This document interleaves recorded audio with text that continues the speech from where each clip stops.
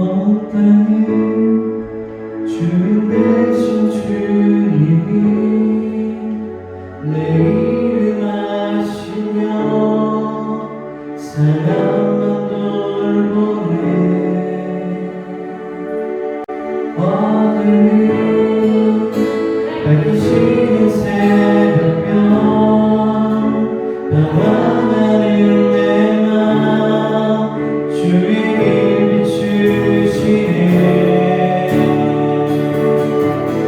나로 인하여 주가 행하신 일로 나의 행함이 오직 주로 인하여 나는 고를 뛰어다치니 길 없는 곳 가량에 바닥에 있는 파도 안개와 같지만 주님 나를 붙드시고 그를 믿음들으시며 날 위하시네. 온 땅에 주인 되신 주님이 내 이름 아시며 사랑만 돌보네. 어둠을 밝히시는 새벽별 나타나는 내 맘 주의 이름 주시네. 나로 인하여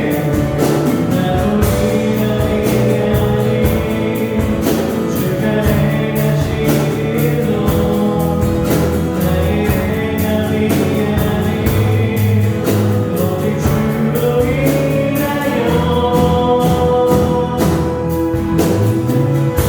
나는 고를 뛰어다치니 길 없는 곳 가량에 바다에 있는 파도 안개와 같지만 주님 나를 붙드시고 그를 믿음들으시며 날 위하시네. 나를 멈추다니네. 나는 고를 뛰어다치니 길 없는 곳 가량에 바닥에 있는 파도 안개와 같지만 주님 나를 붙드시고 그를 믿음들으시며 날 위하시네. 나 오직 주의 것 나 오직 주의 것 나 오직 주의 것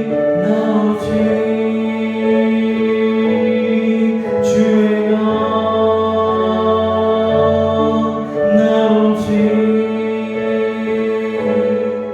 주의 것.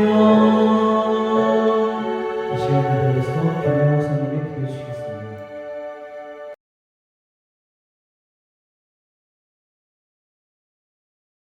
오늘은 낯선 시간 속으로, 낯선 시간 잘 들리나요? 낯선 시간 속으로라는 제목으로 하나님의 말씀 증가하도록 하겠습니다. 한 주간 잘 지내셨죠? 오늘 지금 태풍이 올라오고 있는데 태풍을 뚫고 예배 가운데 참여한 여러분 모두를 환영하고 축복합니다.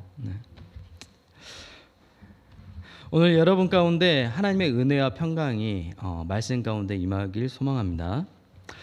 2000년도에 새로운 밀레니엄은 천년을 뜻하죠. 그래서 새로운 밀레니엄이 시작되었습니다. 새로운 별이가 00년생이다. 밀레니엄 시대에 딱 태어났네.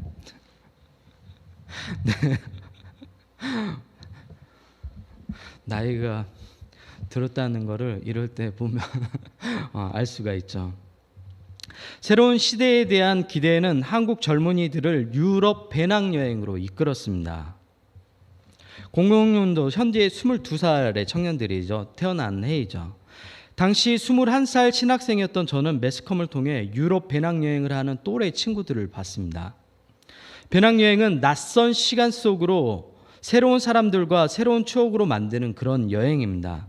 이러한 유럽 배낭여행에 대한 동경을 갖게 한 영화가 있는데 바로 리처드 링클레이터 감독이 연출한 비포 선라이즈라는 영화예요. 한 번쯤 봤을 거예요. 그래갖고 비포 시리즈가 쭉 있거든요. 선셋까지. 기회가 되면 한번 보고 막 그 타격감 있고 스토리가 빨리 전개되는 영화를 좋아하는 사람이 보면 굉장히 지루한 영화고, 천천히 두 사람의 감정 변화부터 시작해서 그런 것들을 여유 있게 받아들일 수 있는 아이 성향의 사람들은 잘 볼 수 있는 영화예요. 박진감 넘치게 막 좀 빨리빨리 전개되고 감정 표현도 화끈하게 하고 막 답답해 이런 이 성향은 보면 조금 영화가 지루할 수는 있어요. 근데 되게 아름다운 영화입니다. 지금은 중후한 중년 배우가 된 에단 호크와 줄리 덴피가 각각 주연으로 나오는데 영화의 줄거리는 이래요. 파리로 돌아가는 여자 주인공과 비엔나로 향하는 남자 주인공이 기차 안에서 우연히 만나게 돼요. 그리고 둘 다 책을 읽고 있어요. 그러니까 여러분 기차 안에서 책 읽고 있어야지 좀 뭔가 분위기 있어 보여요. 그래서 두 사람이 만나서 이제 대화를 하기 시작해요.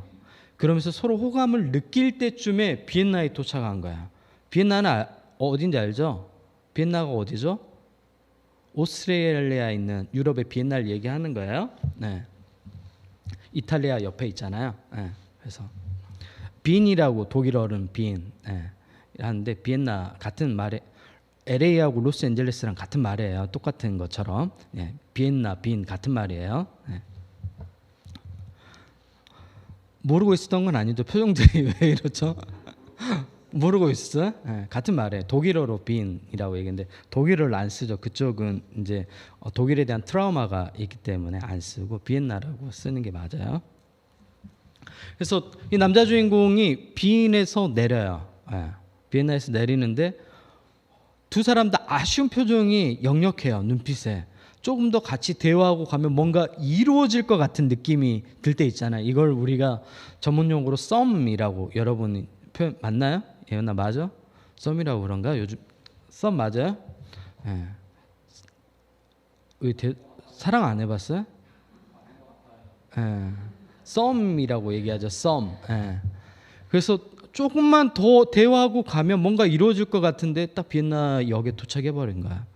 남자 주인공이 아쉬운 표정을 하면서 여자 주인공한테 인사를 하고 내려요. 근데 둘 다 뭔가 아쉬운 마음에 여자 주인공도 뭔가 아쉽다, 뭔가 이루어질 것 같았는데 그때 그 남자가 갑자기 기차 위로 뛰어 올라오는 거야. 그리고 저 여기서 내려요. 우리 드라마 광고처럼 같이 비엔나에서 내려서 같이 대화를 더 했으면 좋겠다. 당신에 대해서 더 알아가고 싶다. 그 이유는 이제 영화 보세요. 스포가 되니까 더 얘기 안 할게요.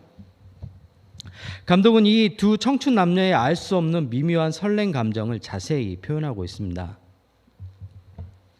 여러분, 젊은 사람과 나이 든 사람, 그러니까 신체적인 물리적인 나이 말고 이 사람은 젊은 사람이야, 이 사람 나이 든 사람이야 구분하는 질문이 있어요. 어떤 걸까요? 다음 질문 듣고 여러분이 한번 대답해 보세요. 나는 나이 든 사람인가? 나야는 젊은 사람인가? 나는 낯선 시간과 환경이 불편하다. 예, 아니요. 나는 낯선 시간과 성경이 왜 고개를 숙여? 아니요. 예은이, 낯선 시간과 환경이 불편하다. 불편해? 낯선 시간과 환경이 불편하면 나이 든 겁니다. 낯선 환경과 시간이 기대가 되면 젊은 거야. 기억을 거꾸로 더듬어 가보면 20살 때 크리스마스만 되면 기대가 됐어요. 아무 일도 일어나지 않았어요, 실제로는. 근데 크리스마스가 되면 왠지 기대가 됐어요. 젊음이라는 것은 낯선 시간과 환경에 대해서 늘 기대해요. 근데 지금 여러분 주위에 나이 든 선배들 봐보세요. 야, 매가 똑같이 뭐 다를 거 이렇게 얘기하는 사람들은 이미 나이가 든 거예요. 기대감이 없어요. 예.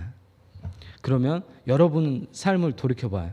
나는 신체적인 나이는 20대인데 젊은 사람인가? 나이 든 사람인가? 기대가 없으면 나이 든 사람인 거예요.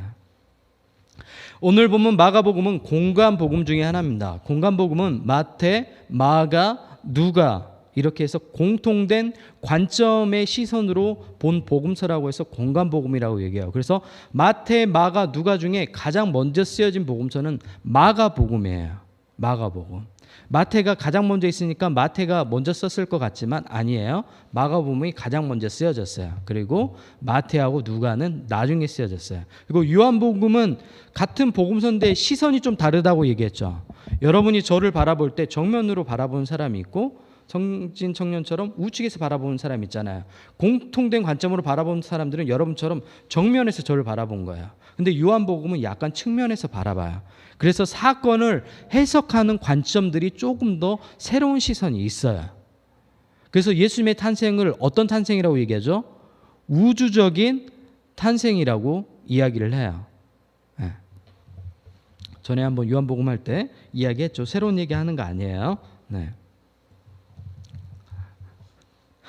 그리고 이 마가복음은 마가 공동체에 의해서 기록됐어요. 과거에는 2000년 전에는 개인과 공동체가 분리되지 않았어요. 지금 현재는 개인 사회여서 개인들이 어떤 작품을 출판하고 그 개인의 고유한 생각이었는데 예전 과거 성서 시대에는 마가 공동체, 누가 공동체, 마태복음 공동체 이 공동체에서 같은 생각을 공유한 사람들이 모여서 그리고 그 내용들을 후대 전수하고 그리고 그 후대에 전수된 내용들이 뭐예요? 지금 마가복음으로 기록된 거예요. 그러면 예수님의 당시 시대를 실시간으로 기록했을까요? 아니면 시간이 좀 지난 다음에 기록됐을까요? 여러분 일기를 다이렉트로 적어요? 나 방금 별이가 교회 왔다. 바로 적어요? 아니죠. 언제 적어요? 밤에 잘 때 몰아서 하루의 생각이 다 정리되면 그때 적잖아요. 마가복음도 마찬가지예요. 예수님과 있었던 그 경험됐던 마가 공동체 이야기가 나중에 시간이 지난 다음에 생각이 정리된 다음에 적은 거예요. 역사의 기록도 그렇게 기록을 하잖아요. 네, 잘 따라오세요. 네. 그래서 본문은 초대 기독교 공동체인 마가 공동체가 오늘 우리에게 들려주는 말씀입니다. 본문 속으로 들어가 볼까요? 지난 시간에 복음을 뜻하는 단어가 뭐라고 얘기했죠? 기억나요? 복음을 뜻하는 단어. 지난주 설교는 기억나요? 제목은 기억나요?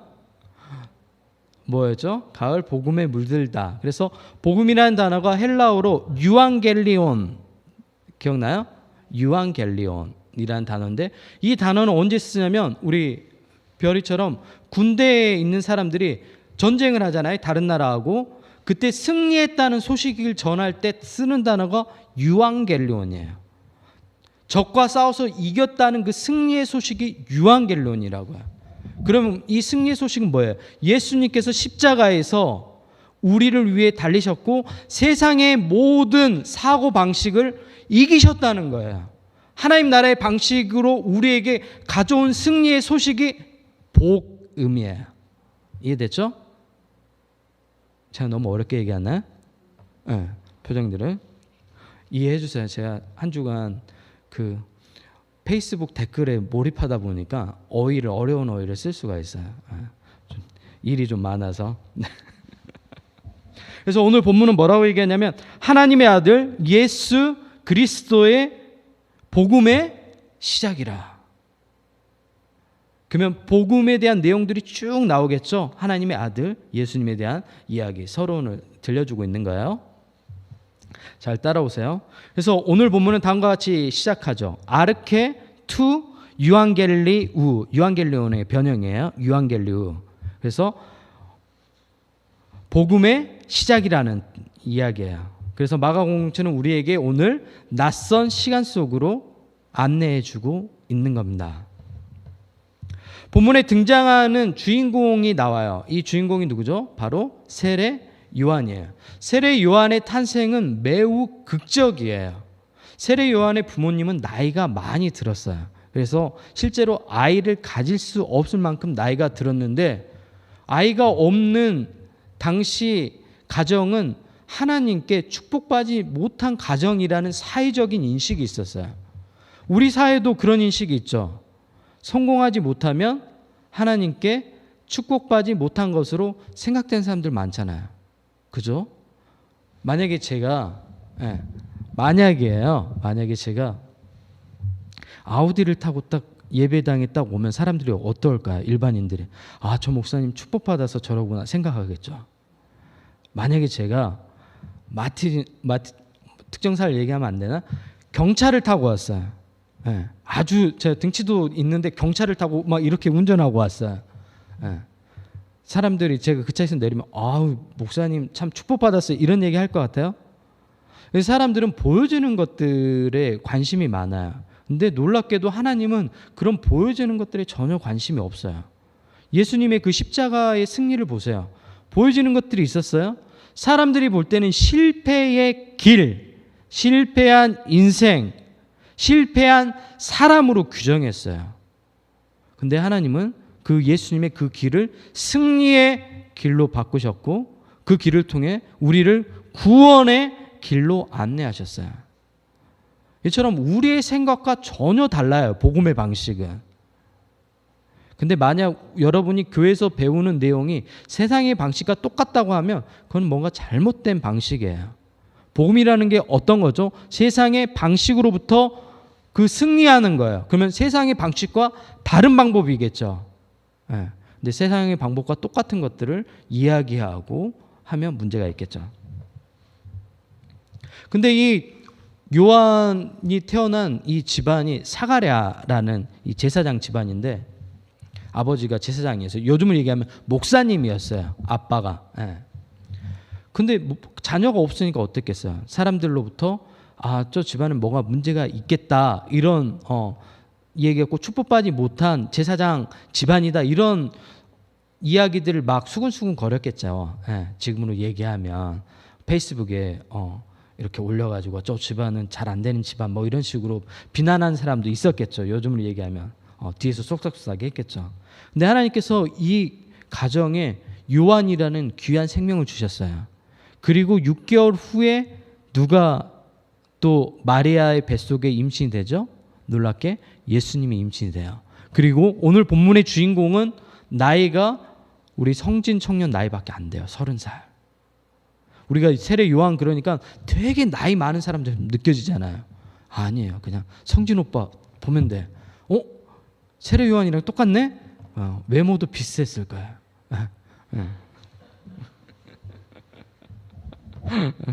저기서 막 시험만 길는데 다음 주에 면도하지 말고 와 성진아.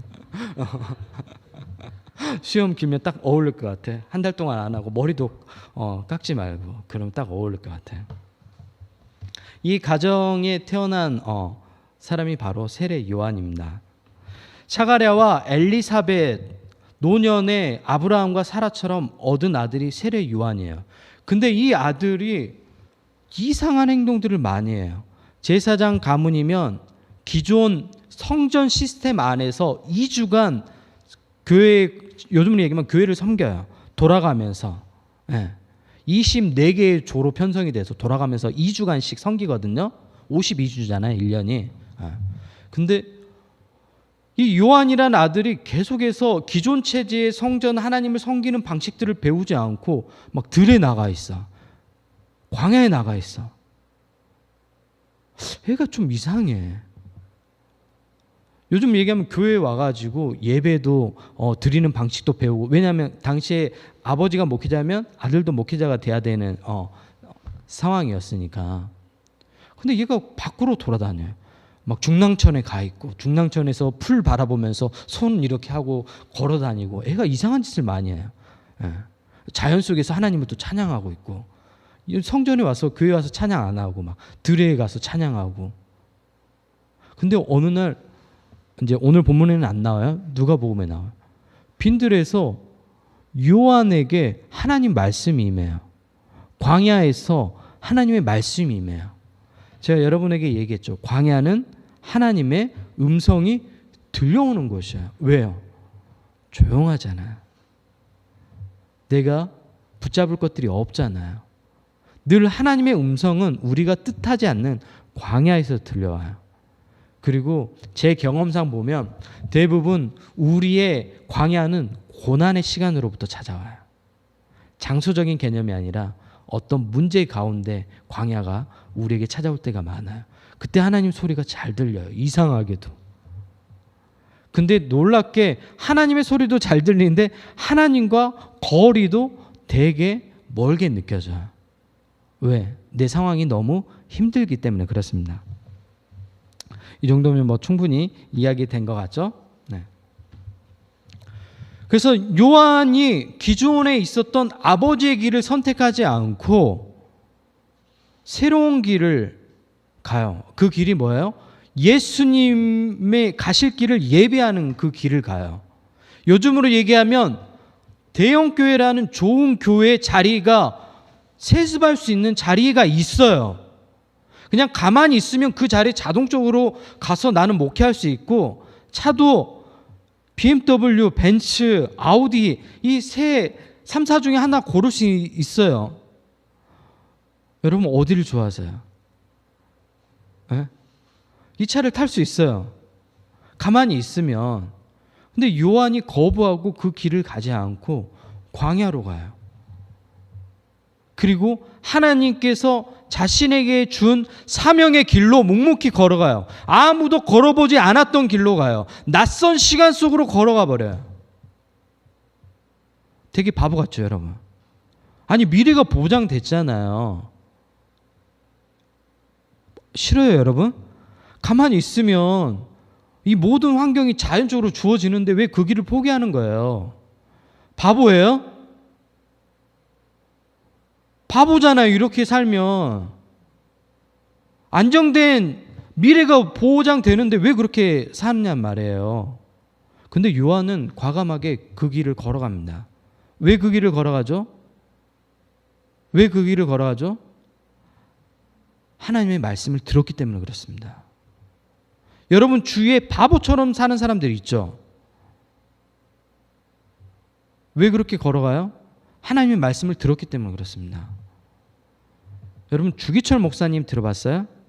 신사참배 반대해가지고 저희랑 같은 통합측이에요.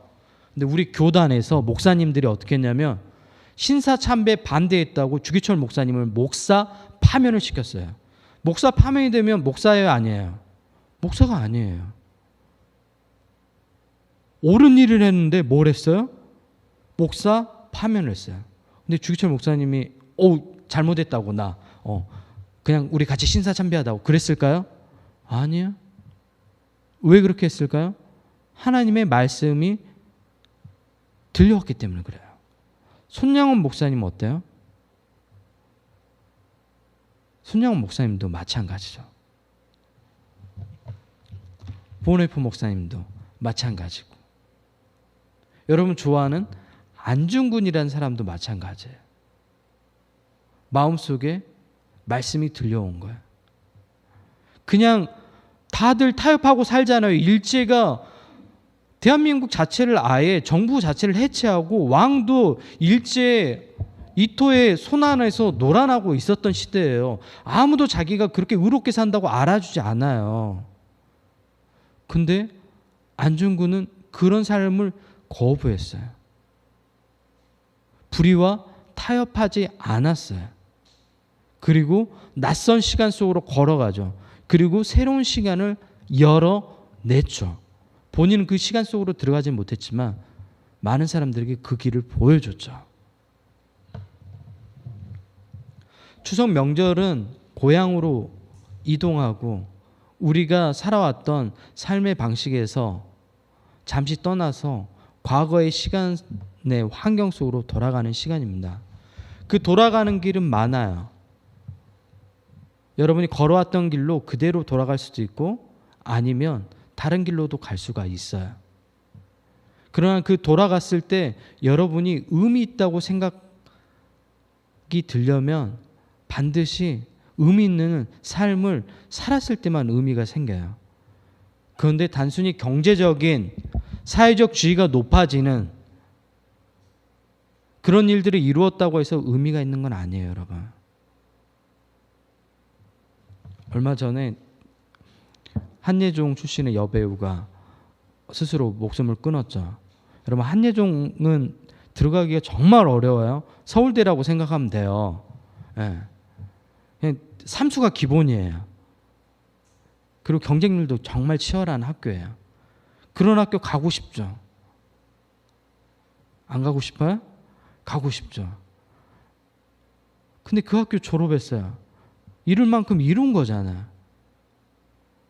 근데 스스로 생명을 끊었어요. 20대 얼마나 아름다워요. 저 외모를 봤거든요. 너무 이쁜 거예요. 아니 도대체 뭐가 나보다 키도 더 큰 것 같아. 너무 안타까운 거예요. 20대 중반에 그 아름다운 청년이 도대체 뭐 때문에 저렇게 스스로 목숨을 끊어야 될까? 내가 옆에 있었으면 얘기해 줬을 것 같아요. 20대 때는 삶의 어려움들이 많이 찾아오는데 그때는 기다림이 좀 버거운 나이야. 근데 시간이 좀 지나면 괜찮아.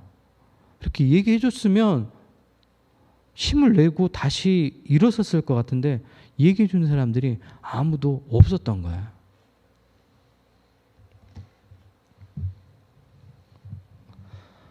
낯선 시간 속으로 걸어가는 것이 매우 두렵습니다. 여러분 모두 익숙한 길을 선택하려고 하잖아요. 근데 낯선 시간 속으로 걸어갈 때 기대가 있어요. 어떤 기대죠? 하나님이 이루실 일에 대한 기대인 거예요. 하나님이 새로운 일들을 이루어 가실 거에 대한 기대인 거예요. 여러분이 익숙함에서 떠나는 것이 신앙입니다. 익숙한 자리에서 떠나는 것이 신앙이에요. 익숙한 생각에서 떠나가는 것들이 신앙이에요.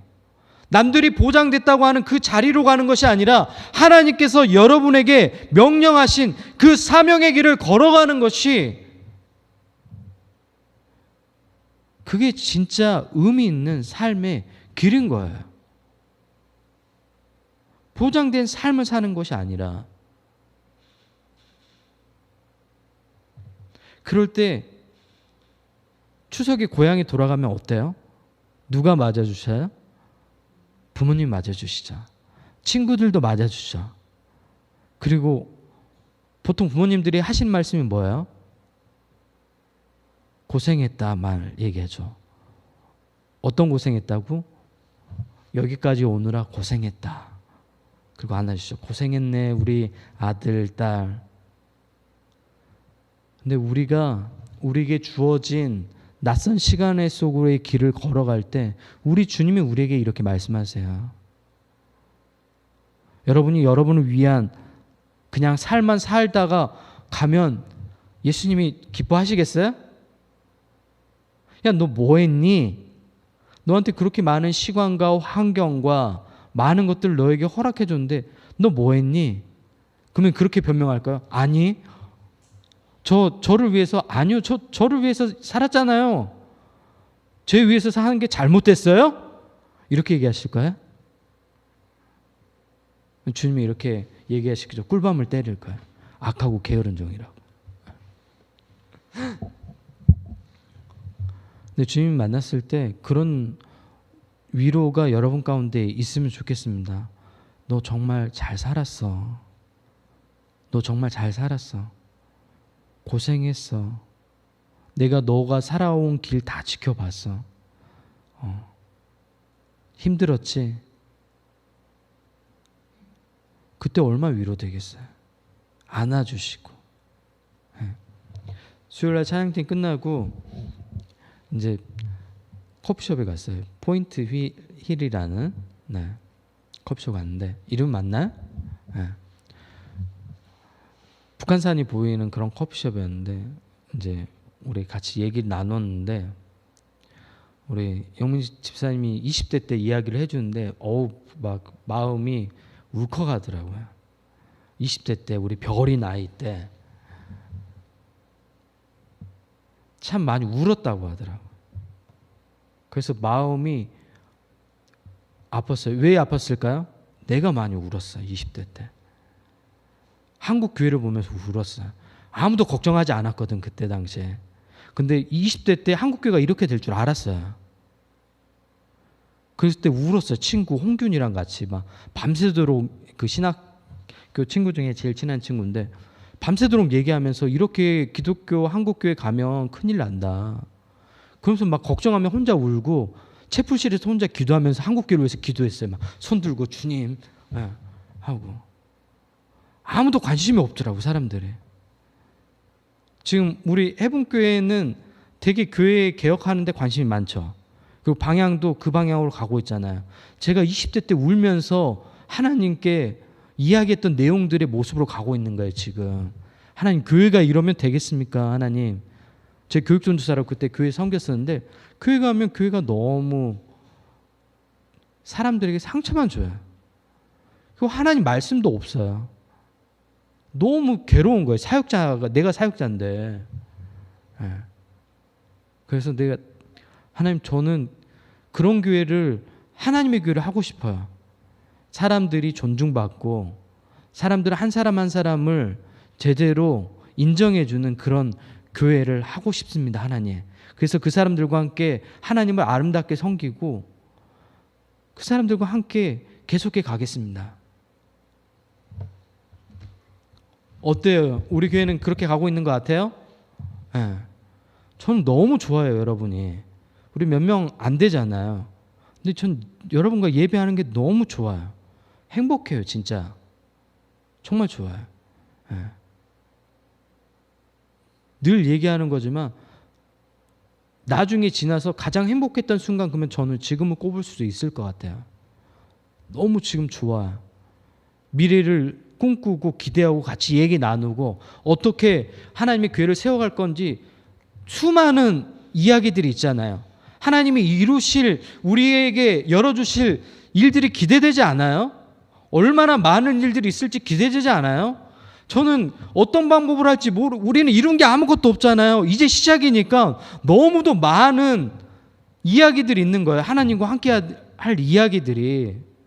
새로운 시간, 낯선 시간 속으로 우리가 들어가고 있잖아요, 벌써. 그리고 하나님께서 하나씩 이뤄가고 계세요. 그리고 더 이뤄갈 거예요. 다음 주 더 이루실 거예요. 그 다음 주 더 이루실 거예요. 전 너무 기대가 돼요. 여러분의 삶을 통해서 이루실 일들도 기대되고 10년 후에 2층에서 아이를 안고 달래고 있는 이성진 청년의 모습도 기대가 돼요. 네. 같이 예배 드리고. 네. 아내 이름은 이야기하지 않겠어요. 바뀔지 모르니까. 네. 그런 모습들이 기대돼요. 우리 영민 집사님도 마찬가지로 좋은 자매 만나서 같이 가정 이루고 그 모습들이 그려져요. 저는 기대가 돼요. 제가 생각한 것보다 훨씬 더 큰 기대로 하나님은 낯선 시간을 통해서 우리에게 이러한 은혜를 주실 거예요. 세례 요한이 이러한 낯선 시간 속으로 걸어갈 수 있었던 건 자기에게 주어진 기득권을 포기하고 과감하게 이 길로 갈 수 있었던 거는 바로 하나님께서 하실 일들을 기대했기 때문에 그런 거예요. 낯선 시간이 기대되는 것은 하나님을 신뢰하기 때문에 그 일들이 가능한 거예요. 그 길로 걸어가십시오, 여러분. 뭐가 그렇게 두렵습니까? 뭐가 그렇게 두려워요? 아니, 충분히 살아봤잖아요. 충분히 해봤잖아요. 내 방법대로 하면 안 되는 거 배웠죠. 내 방법대로 하니까 안 되는 거 아직도 안 배웠어요? 더 망해봐야 돼요? 더 울어봐야 돼요? 더 배웠잖아요. 세상 방식으로 하면 안 되는 거 배웠죠? 그러면 이제 하나님께 내어드리세요, 여러분의 삶을. 그리고 하나님이 여러분의 삶을 이끌어 가도록 놔둬보세요. 그럴 때 어떤 일이 일어나요? 놀라운 일들이 일어나잖아요. 세례 요한이 광야로 나아가서 하나님의 말씀이 임하고 그리고 하나님께서 정해준 길로 가다 보니까 당시 많은 사람들이 성전이 아니라 요단강에 있는 세례 요한을 찾아왔어요. 왜 요단강을 찾아와요? 요단강은 제사장이 아무도 없잖아요. 성전, 예루살렘 성전으로 가야지 왜 요단강으로 찾아와요? 수많은 사람들이 요단강으로 밀려왔어요. 세례 요한에게 세례를 받기 위해. 그래서 우리가 세례 요한이라고 얘기하는 거예요. 닉네임인 거예요. 사람들에게 죄를 회개하는 각각 세례를 줬던 사람이에요. 그 세례는 하나님의 구원받은 백성이라는 객관적인 지표였어요. 당시에. 물론 예수님의 십자가 사건 이후로는 예수님의 십자가 그 사건을 마음으로 믿으면 누구나 구원을 얻게 되지만 그 전이에요. 바로 사람들이 죄를 자복하고 세례 요한에게 세례를 받았어요. 그리고 세례 요한이 얘기해요. 다시는 죄를 범하지 말고 새로운 삶을 살아라. 하나님이 원하시는 삶을 살아라. 수많은 사람들이 밀려왔다니까요. 지금으로 얘기하면 범죄자들부터 시작해가지고 고위 관리까지 다 찾아왔어요. 왜요? 좁은 길, 새로운 시간 속으로, 낯선 시간 속으로의 길을 선택하니까 하나님께서 이렇게 놀랍게 역사한 거예요. 예루살렘 성전 안에서 제사장 역할만 했다면 이런 놀라운 기적이 세례 요한의 삶에 있었을까요? 아니요, 없어요. 세례 요한을 세례 요한 되게 했던 것은 광야로 갔기 때문에 그래요. 하나님의 말씀에 이끌려 그 낯선 시간으로 걸어갔기 때문에 이 일들이 있는 거예요. 이 기적이 이제 여러분에게 찾아오고 있습니다. 오늘 여러분에게 들려주잖아요. 마가 공동체가 이 말씀을 들려줬잖아요. 여러분 어떤 길을 걸어가시겠어요? 어떤 시간 속으로 가겠어요? 낯섦이 두려움이 아니라 낯섦이 기대가 돼야 돼요. 그 설레이는 시간 속으로 걸어가는 여러분 모두가 되시기 바랍니다. 이 시간 같이 기도할까요?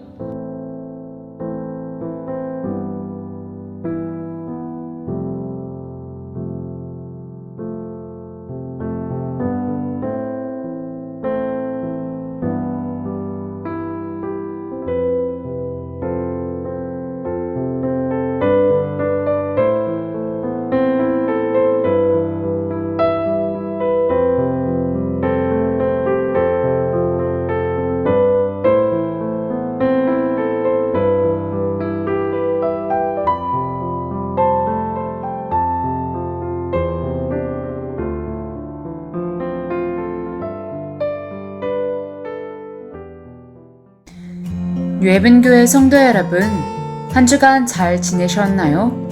9월 4일 오순절 후 13번째 교회 소식입니다. 첫 번째 소식입니다. 다음 주 11일 추석 연휴 주일 예배는 본교회 예배실에서 드리지 않습니다. 추석 연휴, 고향에서 가족들과 함께 예배하는 시간을 가지시길 바랍니다. 두 번째 소식입니다. 9월 18일 주일 오후부터 기독교 인문학 독서 모임을 다시 시작합니다. 많은 참여 바랍니다. 세 번째 소식입니다. 코로나19 진단키트가 교회 출입구에 비치되어 있습니다. 필요시 사용해 주세요. 네 번째 소식입니다. 온라인 헌금은 재정 투명성을 위해 헌금 종류와 실명으로 교회 카카오뱅크 계좌에 헌금해 주세요. 누구든지 자기 친족, 특히 자기 가족을 돌보지 아니하면 믿음을 배신한 자요 불신자보다 더 악한 자니라. 한 주도 사랑하는 가족을 돌보는 뇌분교회 성도 모두가 되시길 바랍니다.